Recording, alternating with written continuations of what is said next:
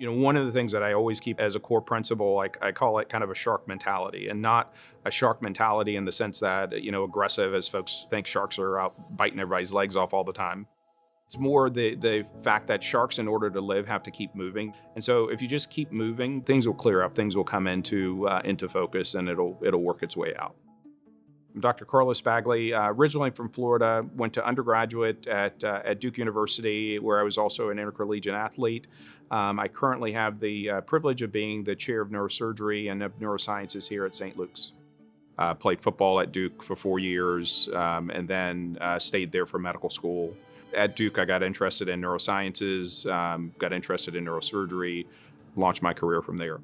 The two most central figures in my upbringing were my grandmother and my mother. Very big influences on me. They were both nurses. I don't think I've ever known wanting to do anything else. Being in healthcare was something that I think from day one, as far back as I can remember, was always something that I felt was where I was going to end up. It's such a privilege to be able to treat people in the way that we do. Our nervous system is what makes us who we are, and there's nothing more precious to any of us. No amount of money, no amount of prestige, fame, anything like that is more valuable than your nervous system, and the privilege to be able to help patients with those sort of problems, both as an individual doctor as well as being able to help create programs that help to treat patients with very complex and challenging diseases, not only for themselves but also for their families. To me, that's just it's an awesome privilege to be able to do that every day. Your mentors can come in a lot of different forms. They may be coaches, they may be teachers, they may be librarians. It may not be the person you think it's going to be, and may not be the person that it should be, but they're there. And as a mentor, I think it's how small those things are that you do and how big of an impact that they can have. Those small things are the reason that I'm a neurosurgeon today.